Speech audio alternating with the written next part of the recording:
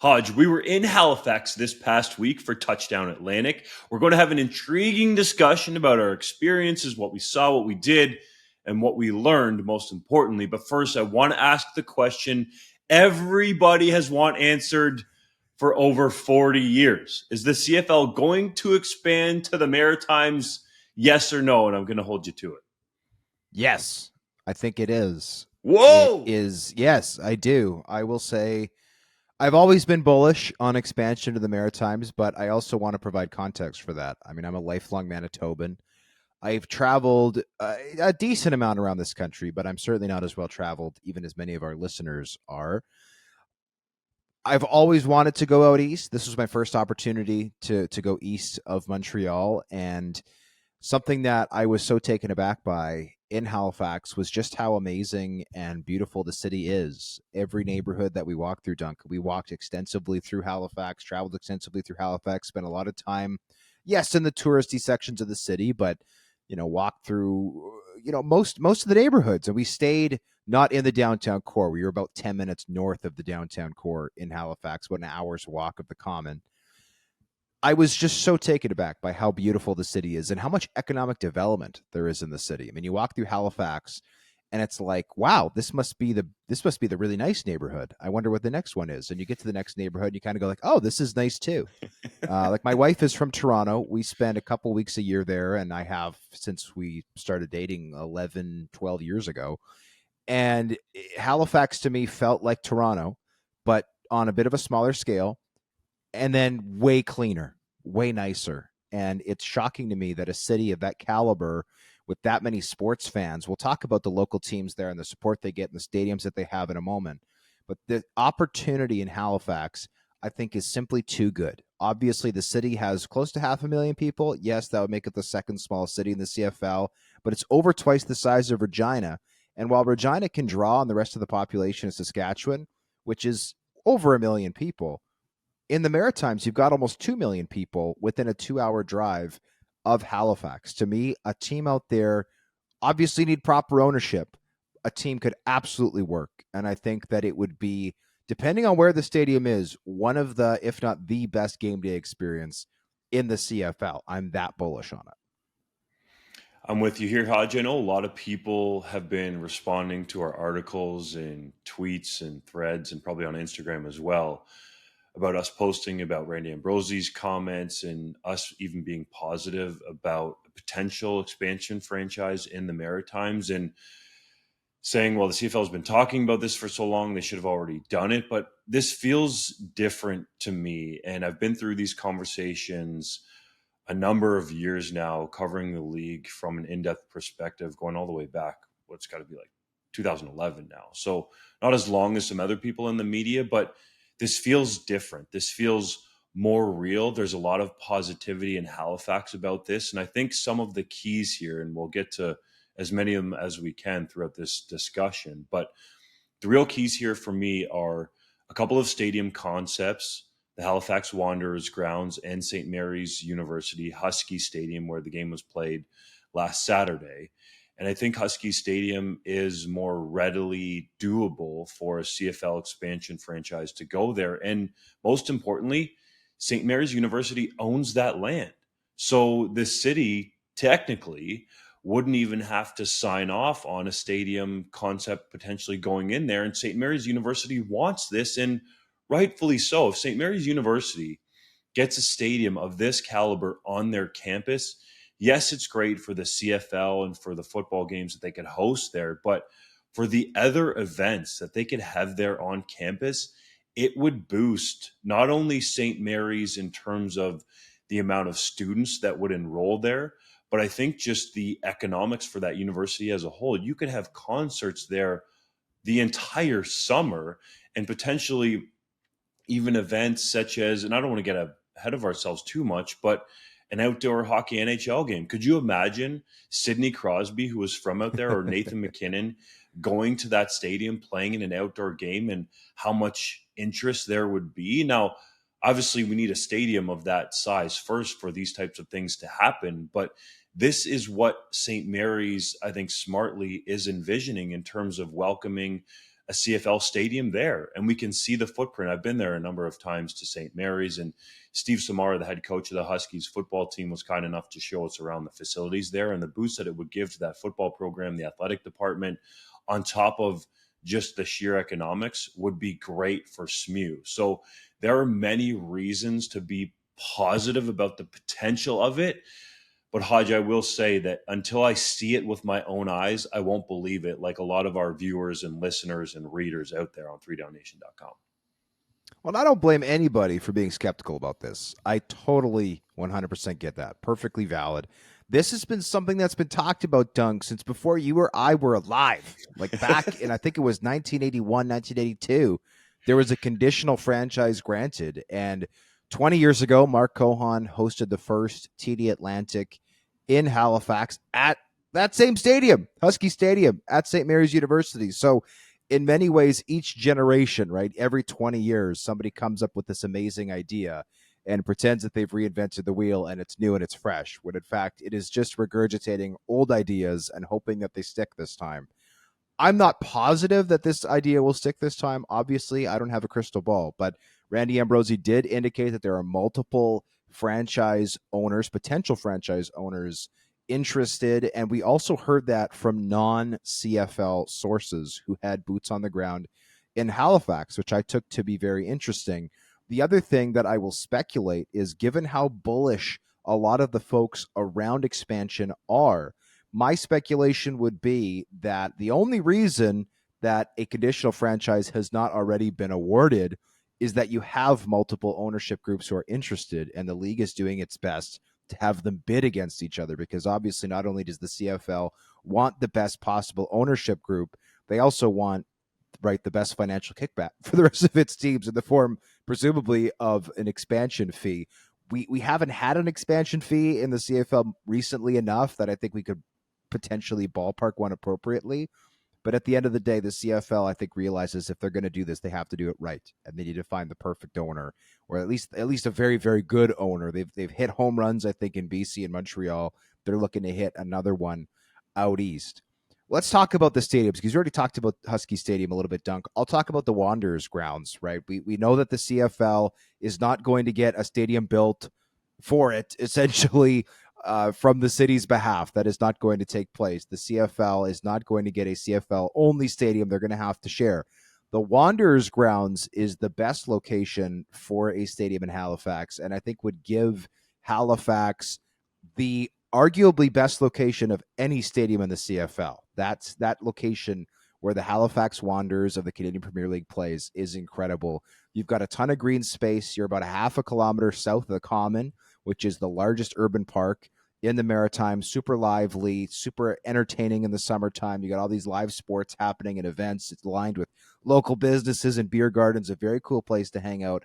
And you're only about 1 kilometer west of the downtown waterfront, which, as we saw, especially on the weekends, is unbelievably busy. We tried to get to a restaurant that had a 2.5 hour wait. Like, people are humming. There's so much to do along the boardwalk. It's a super fun time, and I think would provide people. There's not a lot of parking, but I don't think that matters when people are walking from local businesses, or presumably, parking elsewhere and then walking to the game after having a nice dinner or after having a drink at a local bar. And then, of course, they can go back to those bars when the game is done. The party atmosphere, even the night before the game, Friday, as we were watching the Ticats Red Blacks game with a bunch of Argos fans, was amazing at a local establishment. So the Wanderers grounds location is incredible. The downside is the infrastructure is almost non-existent. The Wanderers host between 6,500 fans approximately for their games. The capacity online is listed as such. However, there was a sign there that indicated that capacity was closer to 8,000. There's one grandstand that's quite large, but it is temporary. The rest of the seating is pretty rinky-dink, and the locker rooms are, I think, I don't know a polite way to say it, they're built out of temporary shipping containers or repurposed shipping containers. There's also no running water on the facility, and there's also no food service. Now, the Wanderers are supposedly getting a more permanent stadium built. What does that mean? I don't know. It has not formally been announced yet. It's not been officially confirmed. The reporting around it is that it's happening. and or at least the current owner is confident that it's going to happen. So the Wanderers grounds to me location is the better location, but there is so much to do there. There also, I don't think with the existing footprint of the soccer stadium, I don't think you could put a CFL stadium. There's a couple of small businesses around it that are city owned that you would have to demolish, and I don't think the city wants to do that, at least coming out of COVID and now these horrific storms that have unfortunately flooded a lot of the province of Nova Scotia and unfortunately taken some people's lives there. And by the way, we want to extend our condolences to those who are affected by the flooding in and around Halifax. Obviously, a horrible situation there. And kudos to the host city and the CFL for having TD Atlantic go off without a hitch coming out of that tragedy.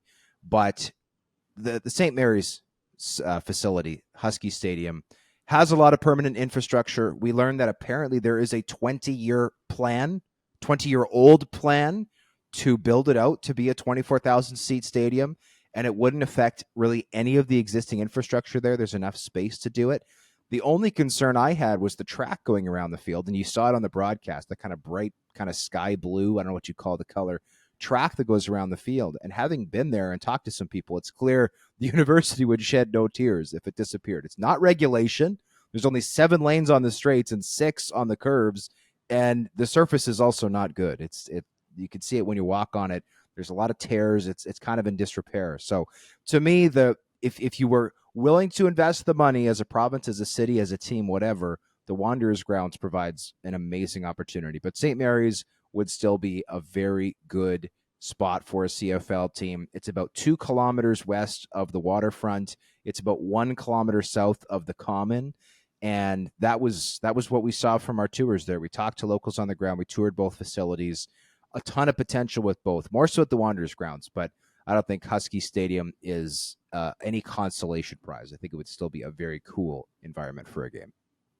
For my money, I think Husky Stadium is the better location and the one that could get up to speed much quicker for a lot of the reasons that you laid out, Hodge. And it's not that far from the waterfront. And to take it one step further, we were in and around the tailgate area that was set up for Touchdown Atlantic, and that thing was packed. So there's enough room at St. Mary's University for them to host CFL games and have that type of space for people to come down, be close to the stadium, and enjoy themselves before the actual game kicks off. And some people might talk about how SMU is, really the campus only the size of a city block, but there's a lot of space there, and I think there's enough space to fit this stadium in there with only doing minimal construction. You don't have to tear any buildings down like you would have to at the Wanderers grounds. And I think there would be some motivation from St. Mary's side to put some money into this project, which it's pretty clear the CFL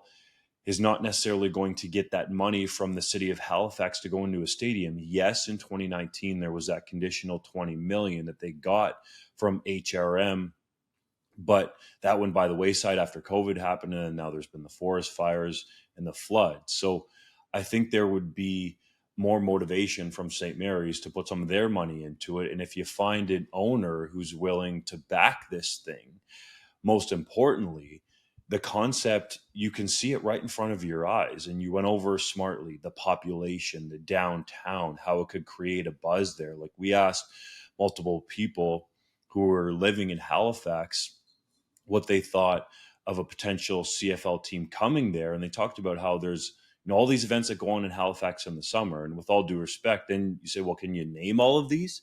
They talk about the Jazz Fest and Pride Weekend, and I'm sure there are other things that go on there that we don't necessarily know about. There's probably some concerts and stuff like that. But it wasn't like there was like this long list that the CFL couldn't fit into. I think the CFL could absolutely dominate in that market and raise the tide and sort of lift the boats there. I'll steal a line from you, Hodge. And you can see just the development of the city, like where we walked, and it was a pretty decent amount of walking that we did. I'll give you credit, Hodge, but there were condo buildings going up in different parts of the city. So credit to you for doing those side hill walking up and down all over the commons. We were on top of the Citadel, And all just over the to city. say, it wasn't the walking that got me, it was the plus 40 with the Humidex that got me. That was the True. problem. If it's 18 degrees, your boy can walk all day every day. And that type of heat, your boy can't do much but lay on the couch and eat ice cream. It is just too hot. It is too hot. Especially with your New Balance kicks with those gel insoles, man. You did pretty The good. I'll give you dad credit. shoes. Let's go. But back to the point I was making is, Hodge, you would agree with this. Everywhere we went, we thought, well, so people in Halifax were telling us the CFL is too corporate, but you see all these fancy new condo buildings being put up and cranes that are set up to get them up there. And we're thinking, no, this place is so ideal for the CFL that they could do so well there. And I mean, there's all the things from a league perspective that would be so great: a balanced schedule, the 10th team truly being coast to coast, and the rest, less bye weeks as well. But just from that perspective, being there for a second year in a row and actually seeing a game at Husky Stadium, because in 2022 the game was out at Acadia University, and they did a great job there. The Axemen and their people, I think, did a wonderful job of setting it up for the CFL. They're actually interested in potentially getting a Touchdown Atlantic game back out on campus there again next year. We'll see if that actually happens. The one thing I will say is I like how the CFL is going about this time. They're being very tight-lipped, and I think they want to get all of their boats in a row before they say anything publicly. And I think that's why, Hodge, you and I feel so positive based on the people that we've talked to, because I think there is a lot of positivity going around about this. But I think the CFL wants to actually have a stadium concept agreed upon with St. Mary's University, if indeed that's where the stadium ends up, and have an owner who's willing to back it and perhaps not go through the city, or just the city has to kind of go along with everything and not put a ton of money into it. So from that perspective, I think it's smart because, as you said, going all the way back to 1982, it's great to have a conditional franchise awarded, but if all your boats aren't lined up, then the idea is going to sink. And that's something that you talked about, the size of the campus at St. Mary's. That's something I don't see as a negative. I think you want an intimate atmosphere that is packed and feels loud and feels proud. The attendance for this game was 11,555. It was a sellout. And a CFL team, I don't think, could live on that. But if you could get to, let's say, 16,000, even at the start, with expansion to 20,000, maybe down the line, I think that is a very nice starting place, especially if you can maximize the tailgate opportunities like we saw at TD Atlantic. The tailgate was packed. It was super fun. All 9 teams were represented. From what I could see, there was even a family from Germany who we spoke to walking around in Frankfurt Galaxy gear, which I thought was amazing. It might actually be the most impressive thing to come out of the CFL Global Initiative, having these 3 people at the tailgate. JC will love that too. Yeah, and he's not here to defend the program either. I feel kind of bad, but the point is, it was a great event. I thought it was fantastic, and it's something that should be done 10 times a year in Halifax. I will say, since you touched on it, there is buzz that Acadia University is trying to get this game next year, but there is also some rumors, and were some rumors floating around in Halifax, that the CFL next season will be doing a Touchdown Atlantic type game, i.e. a neutral site game, but take it elsewhere in Canada, potentially even out west somewhere, which I thought was interesting. I'm also curious to know what they would call a neutral site game out west, because obviously TD Atlantic is not an appropriate name. Is it TD Pacific? I guess it depends how close you get to the West Coast. But all in all, Dunk, it was a great trip for us. I thought that, again, the CFL was showcased very well.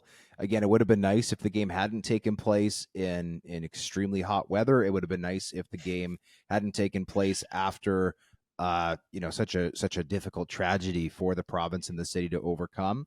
But all those things considered, it was a great weekend.